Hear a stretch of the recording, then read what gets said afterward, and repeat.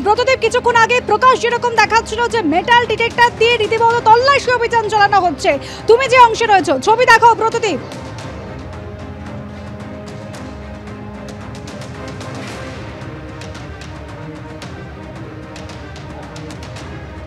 পাওয়া গেছে সেখানে কিন্তু তার ভিতরে এখনো সিবিআই যারা গোয়েন্দারা রয়েছেন তারা তল্লাশি অভিযান চালাচ্ছেন। মাটির নিচে এখনো তল্লাশি চালানো হচ্ছে যে আরও বেশ কিছু পরিবার বন্দুক কিংবা আগ্নেয়াস্ত্র এবং বিস্ফোরক থাকতে পারে এমনটাই আশঙ্কা করা হচ্ছে।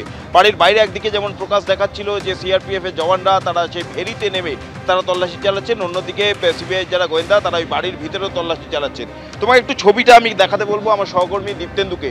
ঠিক যেই জায়গায় বাড়িটি, অর্থাৎ বাড়ির 3 দিকেই কিন্তু মাছের ভেরি রয়েছে, সামনে দিয়ে একটি রাস্তা এবং মূল যে রাস্তা অর্থাৎ বাসন্তী হাইওয়ে যেটা যাচ্ছে সরবেরিয়ায় শাহজাহানের একদম ডেরা, তার থেকে অন্তত হাফ কিলোমিটার দূরে এই বাড়ির অবস্থান। এবং যেই জায়গায় বাড়ির অবস্থান তার আশপাশে কিন্তু কয়েকটি হাতে গোনা মাত্র বাড়ি রয়েছে।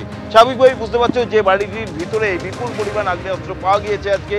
সেই বাড়িটি দেখে বোঝা যাচ্ছে বেশি দিন কিন্তু সেই বাড়িটির নির্মাণ হয়নি, অর্থাৎ এই বাড়িতে এখনো পর্যন্ত কেউ বসবাস করছেন না।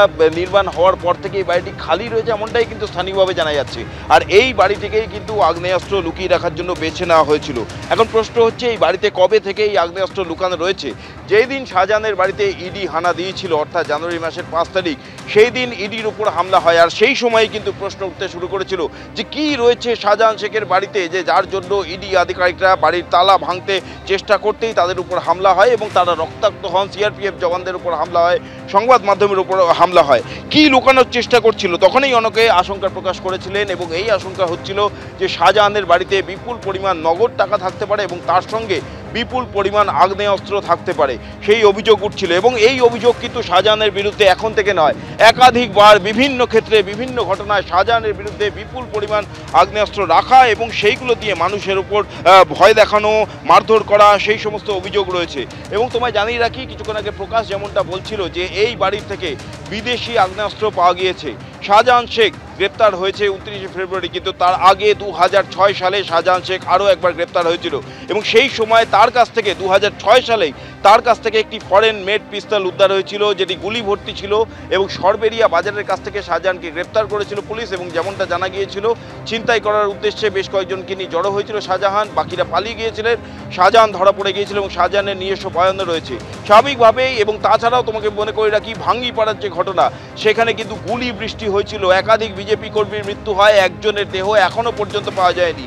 প্রত্যেকটি ক্ষেত্রেই কিন্তু শাহজাহান এবং তাদের বাহিনীর বিরুদ্ধে আগ্নেয়াস্ত্র নিয়ে মানুষকে ভয় দেখানো, গুলি চালানো, এই ধরনের একাধিক অভিযোগ রয়েছে। ঠিক এইখানেই যেখানে এই বাড়ি তার থেকে বেশ কিছুটা দূরে, কয়েকশো মিটার দূরেই রাজবাড়ি মোড় রয়েছে, সেইখানেও গ্রামবাসীরা একবার শাহজাহানের বিরুদ্ধে সরব হয়েছিলেন, রাস্তা অবরোধ করে প্রতিবাদ জানাচ্ছিলেন। আর অভিযোগ সেই নিরীহ গ্রামবাসীদের উপরেও গিয়ে গুলি বৃষ্টি করে শাহজাহানের বাহিনী। অর্থাৎ বুঝতেই পারছো, শাহজাহানের বিরুদ্ধে আগ্নেয়াস্ত্র রাখা, তার বাহিনীর বিরুদ্ধে আগ্নেয়াস্ত্র রাখার অভিযোগ আজকে থেকে নয়। স্বাভাবিকভাবেই এই ঘটনার সঙ্গে শাহজাহানের যে একেবারে এই ঘটনার সঙ্গে শেখ শাহজাহানের কোনো সম্পর্ক রয়েছে কিনা নিঃসন্দেহে সেটাও তদন্তের আওতায় আসবে। আমি সমীর মিত্রর কাছে একবার এইখানে আসতে চাইবো।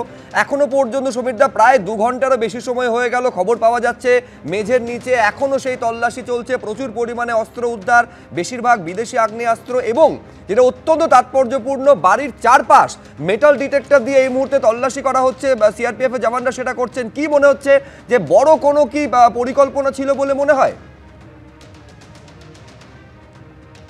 একদম ঠিক কথা।